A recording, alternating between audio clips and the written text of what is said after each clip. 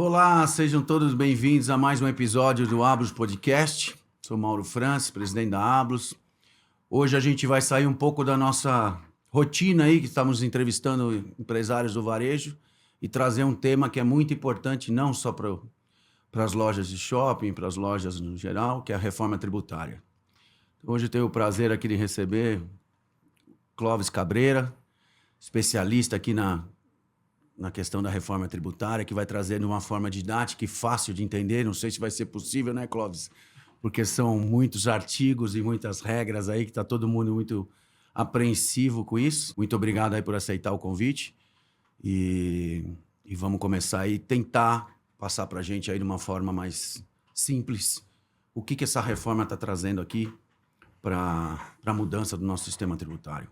Perfeito, Mauro. Para mim é uma honra estar com vocês aqui na Ablos, né?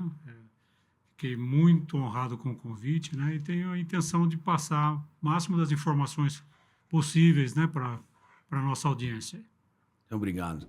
Se puder, só para dar uma introdução aí para o pessoal entender o teu grau de conhecimento aí sobre a matéria, só falar um pouquinho aí o que você já fez no setor tributário aí para os nossos ouvintes. Perfeito. Eu fui agente fiscal de rendas do Estado, né? Hoje já sou aposentado.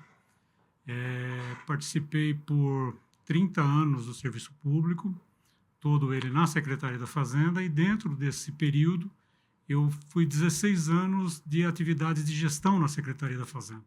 Então, fui delegado tributário, fui diretor de fiscalização e fui coordenador da administração tributária, um cargo semelhante ao subsecretário da Receita atual, né? Então, tenho uma longa experiência nisso. Depois de aposentado, estou advogando e prestando consultoria já há 8 anos, né? Então, tenho uma certa experiência. Dentro da minha atividade, participei muito tempo de atividades de produção de legislação, né? Além de atividades de gestão das atividades tributárias propriamente ditas, e fui participante do CONFAS por um longo período, né? Então, tenho, assim, bastante intimidade com as questões tributárias em nível estadual, tanto do ICMS quanto dos demais tributos estaduais. Entendi.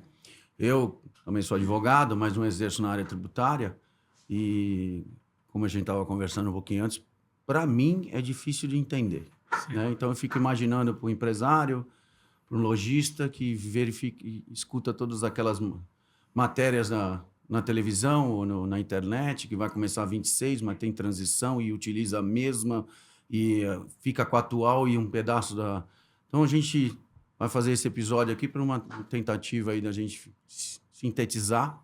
Ótimo. Dentro dos três tributações que a gente tem dentro da nossa realidade, de todos, que é o simples, que é no lucro presumido e no lucro real. Ótimo. Então, se você puder começar já por aí, já Vamos fica lá. Mais fácil. Vamos lá. Bom, é uma reforma muito complexa, como você disse, né? Nós temos 2 projetos de lei andando no parlamento lá, um na Câmara dos Deputados, que é o projeto de lei 108 de 2024. Ele estabelece as regras de funcionamento do Comitê Gestor... E os estaduais municipais no IBS. No IBS, é isso? Exatamente. E quais seriam as alíquotas disso? O que muda dessas alíquotas para o que a gente tem hoje? Tá bom, o que a gente tem hoje? Nós temos na esfera federal, nós temos PIS, COFINS e temos IPI, né? Eles serão substituídos pela CBS. Tá. Né? PIS, COFINS e IPI. Isso. O IPI, de certa forma, ele ainda continua sobrevivendo para algumas incidências que vão diferenciar a produção da Zona Franca de Manaus. Mas é uma coisa tão específica que a gente pode, mais ou menos, entender que, no fundo, a substituição é mais ampla só para IPI e PIS, COFINS no aspecto federal. Tá. No aspecto subnacional, né, pegando os estados e municípios, você tem uma fusão do ISS e do ICMS.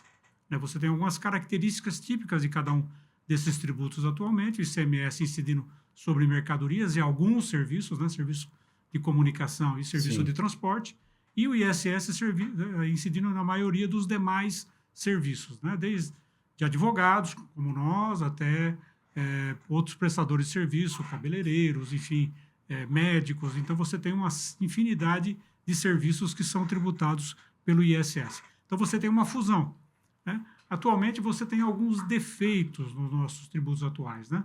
Vamos imaginar, então, alguns aspectos disto? Você tem uma grande disputa, zonas cinzentas entre ICMS e ISS. Então, você tem algumas prestações de serviço que envolvem também a entrega de bens, né?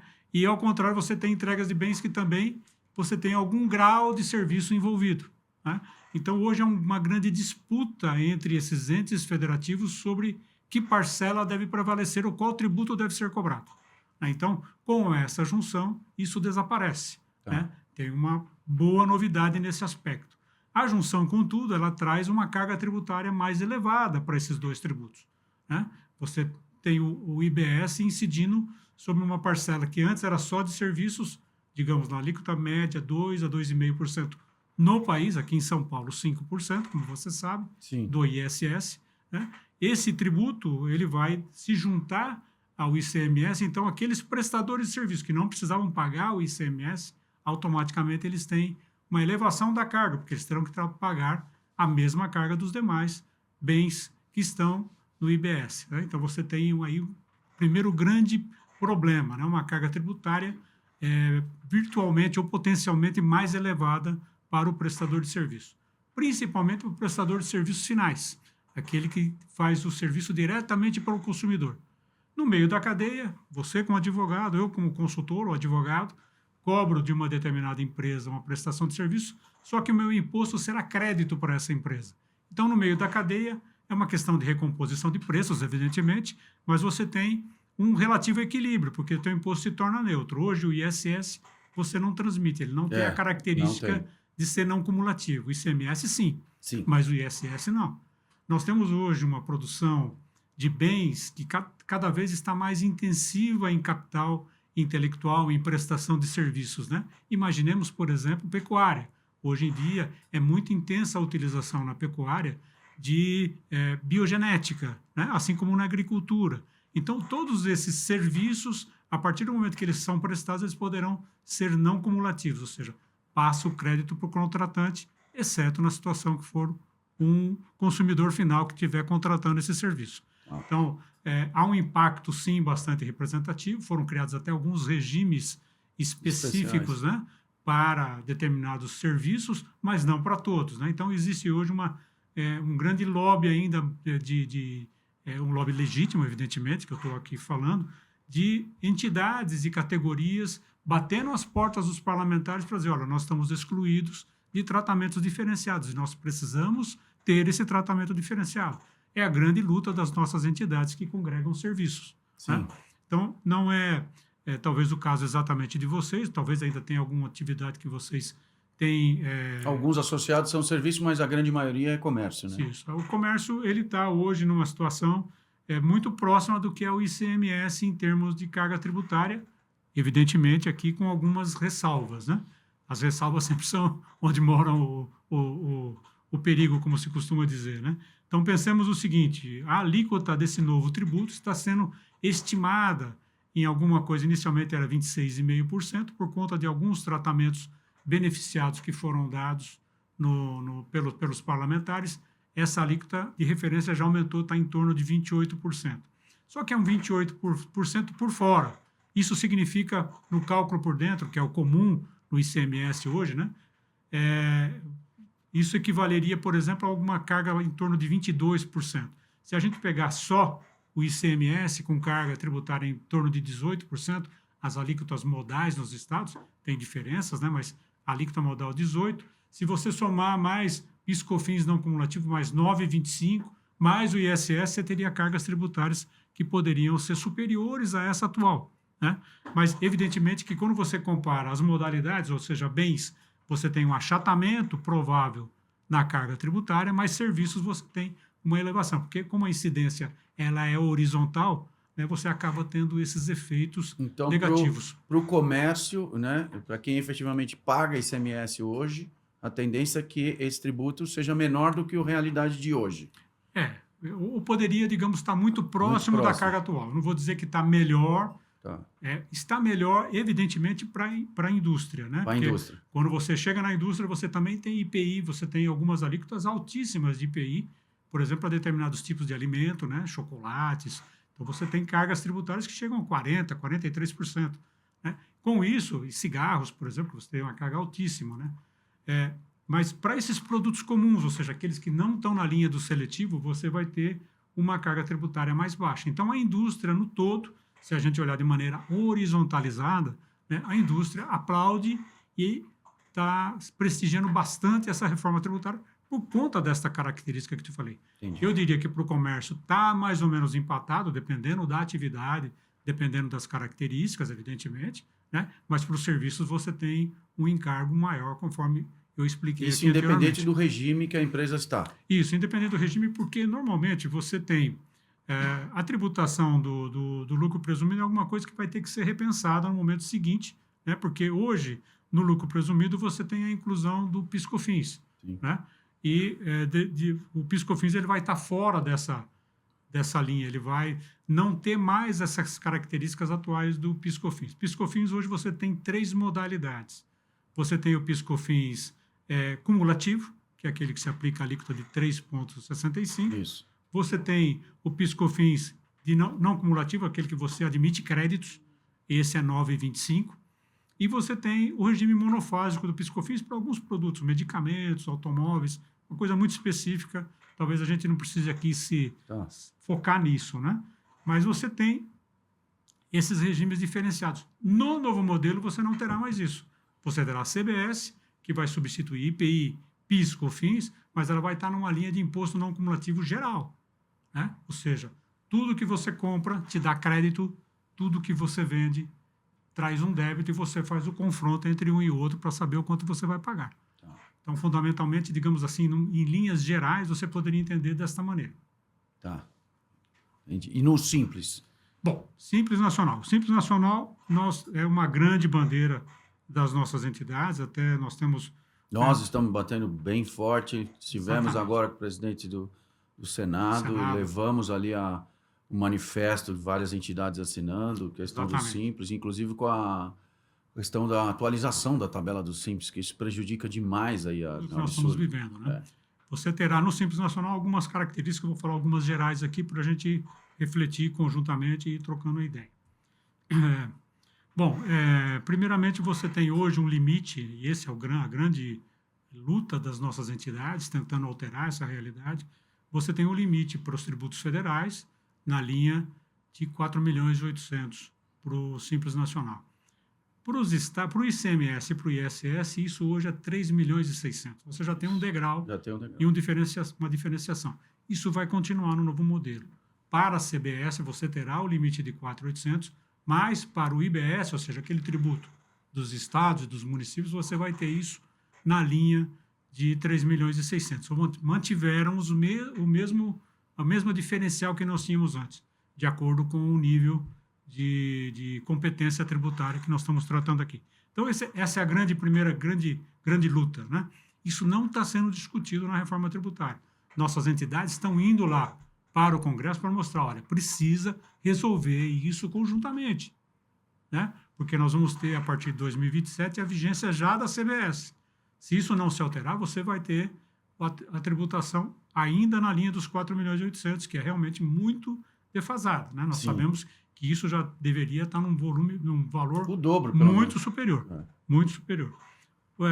Essa é uma grande luta. A segunda grande luta do Simples Nacional são para as empresas que vendem produtos para outras empresas, né? Então, imaginemos uma indústria do Simples Nacional, imaginemos um distribuidor do Simples Nacional. Hoje, para efeito de PIS/COFINS, você, quando faz uma venda para uma empresa do lucro real, e essa empresa do lucro real, portanto, está no regime não cumulativo do PIS/COFINS, aquele que tributa 9,25, mas admite todos os créditos, quando você faz essa venda, apesar de você continuar, você Simples Nacional nessas atividades de indústria e de atacado, você fazer a sua tributação de acordo com a tabela do Simples, que começa na primeira faixa em torno de 4%, imaginemos ela, então, né, que é essa primeira. Que essa tabela permanece, né? Não mudou a tabela do Simples. Não, em termos de percentuais não mudou. Não mudou. Quem está no Simples não vai ter incidência desses tributos, né?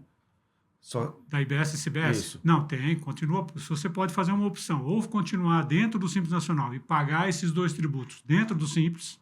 Seguindo a tabela? Seguindo a tabela. Tá. Ou sair só para esses 2 tributos e para o regime normal. Tá. Essa é, digamos, é a grande contrapartida que o governo tem usado para tentar mitigar o problema que eu estou comentando com Você sai você só aqui. uma perna do Simples. Isso, você sai só parte dos tributos.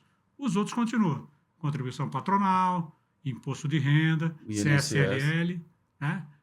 A parcela do INSS. Contribuição patronal. Isso. Você continua lá no Simples Nacional. Então, se uma empresa do Simples fizer essa opção de você ter as duas tributações, a tributação que você tiver na nova reforma, ele poderá utilizar de crédito, então, a Pode. empresa tomadora. Pode. Mas deixa eu só comentar Tá. com você como é hoje, que é justamente o problema que eu vou comentar contigo. No caso do PIS/COFINS, atualmente, apesar de você pagar a tua parcela do Simples Nacional, digamos, esse atacadista, essa indústria do Simples Nacional, no momento que ele vende para um contribuinte do regime não cumulativo do PIS/COFINS, ele dá direito ao tomador de pegar um crédito de 9,25. Apesar do valor que ele ter pago está dentro das tabelas do Simples Nacional. Digamos que ele seja, na primeira faixa, 4%. Ou 4,5% se ele for uma indústria. Pagou esse percentual, mais o comprador tem direito aos 9,25. Isso está desaparecendo. Tá? Só será possível transmitir o valor do crédito exatamente do que o contribuinte do Simples pagar. Que é bem pouco, né? Que é bem pouco. Por exemplo, no caso da CBS, na primeira faixa de 4%, a CBS vai representar, dentro dos 4%, que tem vários tributos, 63 centésimos, ou seja, quase metade de 1%, né? 0,63. Então, você perceba que entre 0,63 e 9,25 você tem uma distância imensa. Certamente, esse vendedor ficará convidado a sair do Simples Nacional. Senão ele não vai conseguir vender para a empresa. Senão não vai conseguir. Por quê? O outro concorrente dele vai transmitir todo o crédito que pagar. Né? Então, foi dada a opção lá na Constituição para dizer assim, você, empresa do Simples, você pode continuar no Simples e incluir nesse Simples o IBS e o CBS.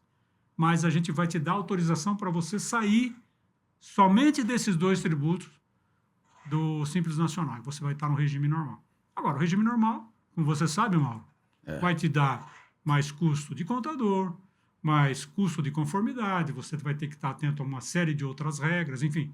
Então, você vai estar com um pé em cada barco. Você sai da essência do Simples, que o nome já diz, né? Exatamente. Você deixa de ter o tratamento diferenciado que o Simples te assegura constitucionalmente. Então, essa foi a grande reclamação que foi feita ao senador, principalmente ao senador Rodrigo Pacheco, na reunião de sexta-feira. Isso. Não é isso?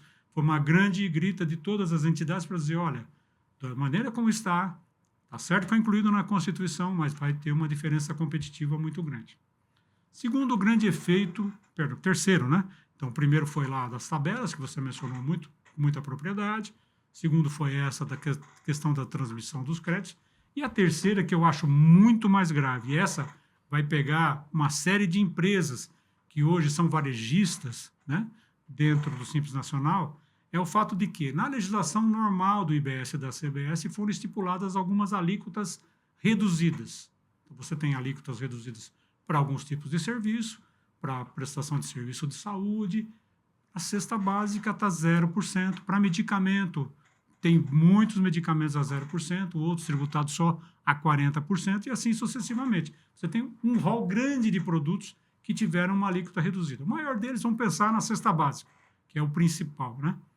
Hoje, no Simples Nacional, se você tiver uma isenção estadual do ICMS para um produto da cesta básica, você tem uma redução proporcional do teu Simples. Vou pegar um exemplo claro aqui. Cesta básica. Se você tiver produtos isentos da cesta básica, você não paga o Simples Nacional sobre aquela venda de produtos. Por quê? Porque tem um dispositivo na lei complementar do Simples que diz, olha, retire essa receita da tributação do Simples, porque ela é isenta. Ela é isenta. Tá certo? Lá no novo regime, no regime da IBS e da CBS, não foi feita essa exclusão.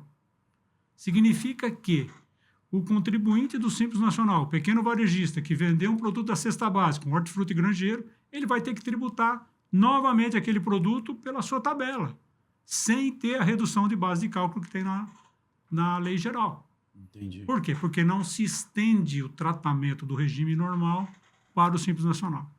Já colocamos emenda, Mauro, em nome de todas as entidades, na mão dos parlamentares, e estamos numa luta enorme para tentar dizer o seguinte, olha, não pode ter essa distinção. Imagine você, um pequeno mercado que venda só hortifruti, tá? Trabalhando aqui, do lado dele um outro do regime normal paga 0 de IBS e CBS, porque o produto tem alíquota 0 da cesta básica. Mas esse do Simples Nacional terá que tributar, de acordo com a tabela. Faturamento 100%, né? Exatamente. Então, perceba que isso é uma coisa assim que choca demais até a gente que está lidando com o assunto tributário dia a dia. Você sabe disso, é uma coisa que não é possível que nós continuemos com esse tratamento. Isso se estende para as reduções de alíquotas todas, né? Se estende para os produtos isentos, tem algumas operações isentas, poucas lá no IBS-CBS, normalmente eles deram um tratamento de alíquota 0. E o terceiro grande problema é o vendedor de combustíveis, porque você sabe, entre as novidades, nós temos uma tributação monofásica dos combustíveis. Significa dizer que os combustíveis são tributados lá na fonte, lá na refinaria, ou em alguns casos nas distribuidoras. E chega no posto de gasolina sem tributação nenhuma e não tem que pagar mais nada, porque já pagou. Já pagou, né? Já foi feito um cálculo nacional em cima do preço de venda do produto, com uma alíquota que é uma parcela do valor do preço que você paga como imposto, né? Um determinado valor, e isso já está tributado normalmente. Essa exclusão também não foi feita para o IBS e a CBS. Significa dizer que se o contribuinte tiver um posto de gasolina, ele for do Simples Nacional, ele está alijado do mercado, porque ele vai ter que pagar de novo. De novo. Entendeu? Então, essa também é uma coisa que chocou bastante. Nas nossas interações, Mauro, a gente foi, além de falar com parlamentares, a gente também tem interações com o próprio governo, né? Com a Receita Federal, com representantes da Secretaria da Reforma Tributária, Secretaria Especial da Reforma Tributária, que é um órgão do Ministério da Fazenda. Esse órgão, a gente foi conversar com eles para mostrar essas evidentes anomalias, né? E existe uma intenção muito grande de eles, pelo menos, olharem com carinho para essas questões, porque entenderam as nossas preocupações. Não deram resposta como vão fazer. Mas lá no parlamento a gente já levou emendas para tentar corrigir essa falha. Sim. Agora, sobre a CBS, que são os impostos federais, né? Qual é a alíquota disso, comparada com o que temos hoje? E o imposto de renda, ele está separado, o imposto de renda continua. Isso. Quando nós estávamos com uma alíquota em torno de 26,5%, falava-se alguma coisa em torno de 17% de tributação para o IBS e cerca de... Não, 17% e mais 8% para a CBS. Não lembro exatamente os números agora, mas era mais ou menos essa a equação, né? Isso indo a 28%, você vai ter uma pequena mudança, né? Mas calcula-se em torno de 18% para os impostos para o IBS e em torno de 8% a 9% para o da CBS. Tá. E o imposto de renda continua sendo pago? Não, o imposto de renda continua sendo pago, esse não está sendo alterado, porque essa é uma tributação só sobre o consumo, ou seja, só sobre bens e serviços com regime não cumulativo. Entendi. A gente tem uma concorrência estadual muito grande, né? E com benefícios, estados com benefícios muito agressivos, onde indústrias, varejistas mudam as suas distribuições ou as suas fábricas para os estados. Com a implementação da reforma, isso acaba. Exato. Acaba porque você passa a implantar, Mauro, o chamado princípio de destino. Ou seja, o tributo não é mais devido na fonte de produção, ele é devido no local onde acontecer o consumo. Então, os benefícios da guerra fiscal hoje, né, isso está bem na minha área aí do ICMS, eles vigoraram por tanto tempo porque você tinha um benefício que era concedido pelo estado de origem, né, mas esse benefício fazia com que ele atingisse apenas o vendedor, apenas o fabricante. E ele, no momento que fazia a venda, ele destacava o imposto integral na nota fiscal, dando direito ao crédito para o destinatário. Evidentemente, você podia ter alguma repercussão no preço, né? Sem dúvida tinha para ganhar mercado, essas coisas todas, mas você tinha no aspecto tributário o estado de destino tendo que aceitar aquele crédito como legítimo. Causou toda a guerra fiscal que você conhece, mas isso acabou sendo convalidado. Então, até 2032, vigora ainda essa regra de que esses benefícios eles têm que ser acatados por todos. Foi um grande acordo nacional que foi celebrado até 2032. Tá. E agora, com esse novo tributo, a partir de 2033, como você tem a tributação sendo toda no estado onde vai se dar o consumo, aquele que produziu a mercadoria fica com 0 de imposto. Então, ele não tem condições de dar benefício para esse vendedor, a não ser que seja subsídio, né? Mas Sim. aí é uma outra maneira, é um benefício. Geração de empregos, Isso. outras coisas ali, ó. O viés é outro, né? Isso, ele pode dar até o benefício, mas tem que colocar dentro do orçamento do Estado, essas coisas todas, sai do âmbito tributário propriamente dito. Então, você tem ainda essa grande realidade. Mas isso é uma evidente mudança muito radical no cenário atual. Entendo. Porque você poderá ter, eventualmente, até alguma realocação de plantas industriais em função disso. É porque deixa de ter o atrativo de produzir num determinado local para vender mais barato ou vender com menor carga tributária, né? O destino é que vai arrecadar todo esse tributo. Então, é uma mudança de lógica muito importante. E manter lá você vai encarecer, porque você vai ter logística que, eventualmente, aqui próximo do seu maior ponto de consumo, a sua logística vai ser muito menor. Né? O grande diferencial hoje é imposto, como você sabe. E ele, muitas vezes, até compensa até essas questões da logística. A partir do momento que você anula essa perspectiva, você tem que fazer com que o empresário comece a pensar novamente a sua estratégia de localização, né? No caso das indústrias, eles colocavam plantas lá. No caso dos distribuidores, eles colocavam bases, né, centros de distribuição em outros estados, justamente para se aproveitar da melhor maneira possível dessa economia de tributos que era possibilitada. Tá. E a reforma, ela inicia, a implementação dela é faseada quando começa? Muito importante isso que você falou. Nós temos a vigência da CBS já a partir de 2027. Começa a incidência em 26, mas com uma alíquota teste de 1%. 9 décimos para a União e 1 décimo para os estados e municípios. A partir de 1º de janeiro de 27, extingue PIS/COFINS e entra em vigor a CBS. Né? O IPI, como eu te falei, ele continua sobrevivendo só para produtos da Zona Franca. Não vai ter mais o IPI tão relevante quanto ele é hoje para a produção no restante do país. O IBS, o Imposto dos Estados, ele terá início de vigência em 2029, 1º de janeiro de 2029. Então, você tem 4 anos, 29, 30, 31, 32, para uma transição do IBS. Que transição é essa? No primeiro ano, incide 10% da IBS e reduz 10% do ICMS e do ISS. Tá. No segundo ano, 20%, com redução proporcional dos 2 tributos atuais. No terceiro, 30%, no quarto, 40%, e a partir de 1º de janeiro de 2033, extingue completamente ISS e ICMS e entra em vigor completamente o IBS. Agora, essa redução em percentuais, no final do conto, eles vão estar pagando a mesma coisa do que pagam hoje? Em tese, sim. Tá. Vai depender muito, porque um dos princípios da reforma é que você mantém a mesma carga tributária total, ou seja, no país. Então, eventualmente, para algumas categorias de contribuinte, ou dependendo da carga atual que eles têm com os tributos atuais, você pode ter uma certa mudança, né? Mas a tentativa é fazer com que exista uma alíquota de referência em nível nacional que seja necessária para suprir, com uma base tributária muito mais ampla, atingir a mesma arrecadação para os entes federativos. No micro, ou seja, individualmente para a empresa ou para o setor, pode ter alterações relevantes. Tá? Mas o maior problema da transição, eu acho que até nem exatamente esse, porque os percentuais de incidência são pequenos, né? 10% no primeiro ano, 20% no segundo. O maior problema será a questão de convivermos com 2 regimes ao mesmo tempo. Isso que eu O atual, né? altamente complexo e burocrático. Imagine você substituição tributária. Nossa. Ela continua vivendo durante esse período. E o outro tributo, que está nascendo prometidamente sem substituição tributária, e até agora está desta forma. Deve ser mantido. É uma né? grande vantagem, evidentemente. Não né? tem dúvida. Você tem esse novo tributo incidindo de uma forma completamente diferente. Todo ele baseado na nota fiscal, exatamente como são os tributos atuais, né?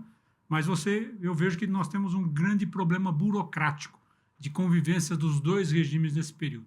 Muita gente até condena mais esse aspecto do que propriamente em si a reforma. É por conta da burocracia que você vai ter praticamente dobrada. Entendi. Agora, após a implementação de 100% da reforma, você acha que a questão contábil e tributária das empresas, principalmente as grandes empresas, pelo que eu entendi aí, eu acho que o grande cenário será lucro real, né? Eu acho que o lucro presumido tende a perder um espaço aí, não sei, mas é questão de créditos e tal, principalmente utilizando as empresas que não estão vendendo para o consumidor final. Você acha que vai ser mais simples, efetivamente, a contabilidade e a gestão tributária das empresas? Olha, eu vou falar para você teoricamente, tá? Teoricamente, sim, porque em tese você tendo uma forma de tributação única, com um regulamento nacional para o IBS, que hoje você tem 27 regulamentos de ICMS, você tem 5 mil e tantas leis orgânicas, potencialmente falando, tem município até que acaba usando modelos mais ou menos semelhantes, mas você pode ter 5.570 leis orgânicas ou códigos tributários municipais. Então, sob o aspecto de você ter só um regulamento em nível nacional com regras definidas, eu acho que já é uma grande vantagem. Vou imaginar nós dois, você é advogado, tendo que lidar com um contribuinte de outro estado na defesa de um auto de infração. Você tem que mergulhar naquela legislação para conhecer todos os detalhes da legislação tributária e a legislação de processo administrativo. Então, isso é uma loucura, né? Sim. Então, eu acho que nós vamos ter aqui uma grande vantagem. A lei de processo também está sendo unificada num desses projetos de lei. Então, você vai ter só um processo contencioso que vai funcionar para o Brasil todo no aspecto subnacional. Ainda tem um defeito que deveria ser um só, para juntar IBS e CBS, Sim, mas eles né? estão ainda fazendo dois. Bom, menos mal. Só são dois, né? Só são dois, né? Como se fosse... O Brasil é o único país que tem imposto único, são dois, né? Pois é, exatamente. Bem Brasil, né? Isso é o nosso IVA chamado dual, né? É uma maravilha. É uma maravilha. Nós temos isso no Canadá, que funciona relativamente bem, mas é já bastante antigo, já está bem sólido, bem sistematizado, então, digamos, já é muito conhecido, né? O nosso aqui vai ser novo, né? Sim. Eu ainda vejo, e por isso que eu te falei em tese, tá? Porque o diabo mora nos detalhes, como se costuma dizer. Você pode ter aqui uma maravilha de norma e a aplicação pode ser mais complexa ali na frente, né, com os estados fazendo determinadas exigências. Não pode fazer exigência diferente, mas você pode ter interpretações diferentes, você ainda vai ter um certo período de amadurecimento. Então, assim, vamos colocar de uma forma mais leiga aí. Se a gente falar que a contabilidade das empresas que estarão dentro desse regime, tirando o crédito dos impostos, ela seria contabilizada numa forma que o Simples é hoje. De certa forma, sim. Tudo tende a ser baseado somente numa obrigação acessória, né? Isso eu estou te falando também em tese, mais uma vez, que é a nota fiscal eletrônica. Ela pode alimentar todos os teus sistemas. Ela vai alimentar até mesmo a liquidação financeira perante o banco, né, que se criou agora um mecanismo chamado split payment, né, que está muito na moda aí, que você já deve ter ouvido falar, que é uma maneira de você usar essa nota fiscal como um elemento também para controlar e dividir o imposto ali na frente, parte do Estado e parte do vendedor. Então, em tese, você tem algumas facilitações. O próprio governo promete entregar uma apuração assistida dos tributos para você. Então, em tese, chegar no final do mês, você vendeu, fez suas vendas, o governo te manda lá uma pré-apuração, como é nosso imposto de renda hoje. Isso. Você bate o olho, diz, ok, ou não, aqui precisa corrigir isso e tal, devolve, está resolvida a tua vida, né? Então, em tese, para efeitos de apuração desses impostos, tem uma relativa facilidade, né? A tua contabilidade continua existindo, né? Fazer a contabilidade normal, né? Entregar o imposto de renda, que não vai estar nesse mundo aqui, mas você tem uma simplificação incrível. É possível ter uma simplificação incrível, né? Então, a gente está apostando muito nessa facilitação. Entendi. Não mais na origem, sim no destino. Isso vai gerar um desencaixe violento nos entes da federação, né? E essa divisão dessa alíquota, como que ela vai ser feita? E se a gente vai ter possibilidade dos estados mudarem ou reduzirem ou aumentarem algum tipo de tributo? Esse é um aspecto muito interessante que você pergunta, Mauro, porque nós, quando começamos a falar de princípio de destino, a primeira coisa que vem na nossa cabeça é assim, eu, contribuinte, tenho que pagar para o estado de destino, mas eu vou ficar com crédito aqui para o estado de origem e que ele não vai me devolver. Mas o que foi feito na reforma tributária é mais inteligente que isso. Então, eles fizeram uma apuração única. Então, o contribuinte ele faz a venda dele interna, interestadual, exportação, não importa. Ele faz a venda dele e não se preocupa. Por quê? Porque a nota fiscal dele vai parametrizar uma grande câmara de compensação entre os estados, né? Então, ele vai ter direito a todos os créditos que ele tem e pagar somente a parte do débito que sobrar do saldo devedor ou ficar com o saldo credor. No caso de ser saldo credor, ele vai ter direito a pegar esse dinheiro de volta. Mas, fundamentalmente, então, ele não tem mais que se preocupar em pagar imposto para cá, substituição tributária, isso deixa de existir. Ele vai fazer apenas uma apuração e pagar. Lá, no ambiente interno dos estados, vai ter uma câmara de compensação, que vai dizer assim, olha, você fez uma venda desonerada, então a receita não é tua, foi para o estado tal. Vamos pegar essa parcela dessa arrecadação e passar para aquele estado, e não para você, né? Aí os meus créditos, não, os seus créditos você tem que também acertar, né? Se você tem receitas e despesas, se você tiver um saldo devedor, você terá que cobrir. Então, isso pode dar uma mudança muito grande nas receitas estaduais. É uma grande preocupação. Esses números não estão claros ainda, né? O que vai acontecer exatamente. Mas estados que têm uma arrecadação muito importante são superavitários no comércio exterior. São Paulo é o exemplo, né? Vende mais produtos aqui para fora, a sua balança interestadual é maior. Produtos são feitos aqui daquilo que ele importa de outros estados. Então, o estado de São Paulo é um potencial perdedor nessa Câmara de Compensação, porque ele tem muitas vendas para fora. É verdade, São Paulo também tem um grande consumo interno, então vai continuar tendo uma receita boa na parte do consumo interno. Deixará de ter de honrar benefícios da guerra fiscal, então também tem alguma vantagem. Mas, evidentemente, que pode ser que ele teria que pegar, botar a mão no bolso e pagar nessa Câmara de Compensação para suprir o dinheiro que teria que ir para outros estados. Entendi. Né? Por conta dos créditos que são abatidos. O contribuinte só vai pagar a parte que é líquida, né? Sim. Só o saldo devedor que ele tiver. Então, você pode ter um evento aí que vai criar um problema. Então, para isso foi criado um mecanismo que é um seguro-receita. Ou seja, a União vai colocar recursos num determinado período e depois uma outra parcela vai ser retida dos próprios estados, né? Então, até 2043, a União vai suprir um fundo para compensar os perdedores. Mas só os efetivos perdedores. Aqueles que dão benefício fiscal, que não recebem o dinheiro que é cobrado porque eles dão benefício para o contribuinte, esses, em tese, não entram nessa conta, só entra quem é de fato perdedor. Então, o caso de São Paulo é um caso típico, o estado de Santa Catarina é outro estado típico, e a Zona Franca de Manaus também. A Zona Franca de Manaus, por conta justamente de dar benefício, talvez a conta não seja exatamente de tanto débito, né? Mas São Paulo e Santa Catarina, sim, talvez tivessem Será uma perda mesmo. Será uma perda mesmo. Então, em tese, o que ele pode fazer? Ele vai aumentar, talvez, a sua alíquota interna, né? Uma possibilidade, né? Vai ter que fazer nas contas. No final do período, se ele não tiver como resolver essas diferenças, ele tem que aumentar a alíquota. Mas aquele seguro-receita vai suprir uma parte dessas perdas, né? Então, não estão claros ainda os mecanismos como vai se dar essa compensação, né? Mas, em tese, eles teriam elementos suficientes, meios e recursos suficientes para cobrir essa receita. Esse seguro-receita e essa garantia de uma não perda em relação ao patamar atual de arrecadação, ela vai funcionar até 2077, certo? Ou seja, você tem um horizonte muito grande de vigência dessas alterações. 2077 ou 2073, acho que é 2073, se não me falha a memória. E depois disso ainda você tem mais 20 anos, que é uma descendente dessa garantia de receita para você não ter perdas. Essa promessa e essa norma da receita da reforma tributária, de certa forma, tranquilizou bastante os entes federados quanto a eventuais perdas, né? E pode ser até que elas não se concretizem. Pode ser que o próprio dinamismo da economia faça com que você tenha receita superior ou o dinamismo dos negócios, sim. enfim. Então, é uma coisa a ver E ainda. nós não vamos ver isso, né? 2073, creio eu, que 98 eu acho que eu não vou ver isso, não. Eu também não, com certeza. Agora, voltando aqui para a nossa realidade aqui, que é o nosso associado aqui, que é o varejista, vai?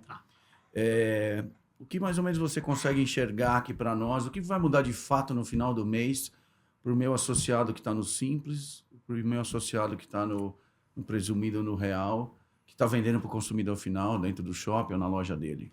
Bom, primeiro ele tem esse período de transição que vai ser traumático, na minha opinião, né?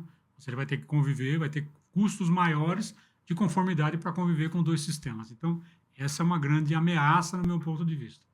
Pelo menos por 4 anos, né? 4 anos, para o IBS. O IBS. Né? Para a CBS já desde 2027. Sim. Tá? Então você tem mais 2 anos, são 4, são 7 anos, né? 28, 27. Então, 6 anos fixo, né? E 26 é um ano teste, então não vamos contar aqui. Tá. Mas já começa a ter efeitos, né? Evidentemente. Você já vai ter que estar apurando isso. Talvez os estados até dispensem pagamento, segundo eu entendi, por conta desse 0,1% de tributação, né? Mas eu não sei. No caso da União, aqueles 9 décimos mais um décimo dos estados, ou seja, 1%, a União vai devolver como crédito de IPI. Tá? Então, no primeiro ano, você não tem efeito de tributação. Né? Mas, evidentemente, que você tem já um novo sistema funcionando. Existem ameaças até para os grandes contribuintes que têm sistemas informatizados, né? Ou de gestão, como um SAP ou como um ERP, né? Que, segundo dizem, muitos não estão preparados e não estão olhando. E talvez o horizonte para a vigência 2026 ou 2027 não seja suficiente para você adaptar. Isso é um grande problema. Um enorme problema. Enorme problema. Enorme problema. Eles não estão se preparando para isso? Olha, parece que esse assunto ainda não caiu o pessoal ainda não caiu na real, né? Não sentiu exatamente essa necessidade. As empresas já estão alertando, né? As empresas gestoras desses grandes sistemas já estão alertando. Olha, precisa começar um trabalho de preparação imediatamente. Como os projetos de lei não estão fechados ainda, talvez exista um pouco dessa parcimônia. Vamos esperar para ver como é que fica finalzinho, para a gente já ir em cima de alguma coisa um pouco mais palpável. Pode ser esse o caminho. Mas certamente vai ter que ter investimento grande. Para o pequeno, uma grande mudança que eu vejo, Mauro, é a necessidade de emissão de unificação da nota fiscal eletrônica, né? Que hoje você tem uma nota fiscal eletrônica por ICMS, já mais ou menos bem solidificada, né? Com cupom fiscal, inclusive, que é uma modalidade para as operações de varejo, e você tem nos serviços uma nota fiscal que normalmente são das prefeituras. Né? Então já começa o movimento para unificar as notas fiscais de serviço e o movimento para juntar isso com a nota dos bens, né? Das mercadorias. Então, em tese, esse é um grande movimento e eu acho que pode ter custo para o contribuinte pequeno, né? Nesse meio de caminho. Se mudar a nota fiscal, se tiver uma nova alteração, a empresa que te presta o serviço fatalmente vai te cobrar. Então, existe uma nota, por exemplo, de comércio e serviço na mesma nota fiscal. A mesma nota fiscal. Para todo efeito, ela tem que ser assim, porque ela vai alimentar um sistema só. Vai alimentar um sistema só, né? Não é isso? Então, se você tiver essa dualidade, você começa a ter uma porção de... Aí vai ser pior ainda. Pior ainda, né? Melhor que faça essa junção e rápida e ofereça, inclusive, mecanismo para que ofereça a geração da nota de modo gratuito. Essa é a minha concepção. Acho que os estados, os governos têm que fazer isso, necessariamente. Tem que suprir essa necessidade do contribuinte, principalmente o pequeno contribuinte. Não tenho dúvida. Então, essa é uma grande demanda. Isso começa no dia seguinte da aprovação. Né? Já tem uma preocupação grande hoje, né? Mas começa no dia seguinte da aprovação da reforma. Você tem que começar a ir atrás. As entidades certamente vão fazer uma pressão muito grande. Já temos batido nisso com os parlamentares também, no sentido de olhar para essa realidade. Porque o da prefeitura hoje é gratuito, né? Mas o do comércio não, né? Sim. O comércio você tem que ter um software para emitir, né? Você tem que ter uma empresa que emita o cupom fiscal, né? Eu acho que acaba tendo necessidade, porque mesmo que você tenha o gerador automático, necessariamente você tem que ter uma conexão com o teu sistema interno. Não, vai ter que ter. Então não tem como, não tem custo, como, né? É custo. Então, de alguma maneira, eu acho que isso tem que ser facilitado, né? Os estados têm que entregar esses códigos-fonte rapidamente para que essas empresas entrem logo em campo e comecem a fazer as mudanças. Mas, sem dúvida nenhuma, essa é uma grande frente de batalha que vai bater na porta de todos nós aqui no dia seguinte da aprovação da reforma. Vamos começar a pensar no regulamento, mas toda essa parte tecnológica, que é um dos grandes fundamentos da reforma, né, como ele vai ficar? E quem vai assumir esse custo? Agora, para esse nosso franqueado, nosso pequeno lojista do comércio, a carga tributária que está dentro do Simples, em tese, não vai ter uma alteração. Se ele permanecer no Simples Nacional, você não tem alteração. Não tem alteração nenhuma. Tanto é que se você pegar todas as tabelas, inclusive as tabelas de adaptação desse período de transição, né, você verá que ela mantém as mesmas alíquotas para as faixas, né? Então, em tese, você não está tendo mudança. E o que está no Simples, que é prestador de serviço, que não vende para o consumidor final, esse pode perder mercado ou ter que sair do Simples por causa do crédito. Ele vai ser onerado, né? Porque a carga E tributária a carga tributária vai subir. é maior. É maior. O prestador de serviço é o que vai ser mais impactado aí. Sem dúvida nenhuma. Esse, com certeza, vai ser muito impactado. Já é uma grande grita, O que está fora do Simples, né? Sim, está fora do Simples. Sim. Mesmo no Simples também, as alíquotas Então, no elas são Simples que não equivalentes. vende, que não presta serviço para o consumidor final, ele pode ter uma concorrência desleal com outro que vai ter crédito na nota, né? Exatamente. Então, esse aí vai ter que fazer contas, né? Vai ter que fazer a conta. Os contadores vão ser fundamentais, como sempre foram, mas Sim. agora com muito mais ênfase, né? Se vale a pena sair do Exatamente. Simples para que você possa prestar esse serviço, Isso. até por um preço maior, eventualmente, por causa do crédito que o consumidor desse serviço vai receber, né? Exatamente. Mas imagine você o seguinte, você vai fazer essas contas sempre com base no teu movimento passado. Sim. Se você tiver uma mudança muito radical, um novo serviço, uma nova mercadoria ou algo diferente na tua empresa, certamente vai ter que refazer contas, né? Então, hoje, uma grande briga que está sendo feita é para que seja diminuído o horizonte. Eles falam de a opção valer por 1 ano, né? Então, em tese, agora já está se tentando trazer isso para um período menor, né? Então, já está sensibilizado. Hoje já é assim, você muda de regime só durante o exercício. Eles querem, então, reduzir, que você possa fazer essa migração no meio do exercício. Isso é uma demanda das nossas entidades. Sim. Estamos lá batendo, brigando com a Receita Federal, já levamos a preocupação, já sensibilizamos, né? Mas já se fala numa redução de período, porque 1 ano pode ser um período muito longo para a situação de dinamismo do teu negócio. Entendi.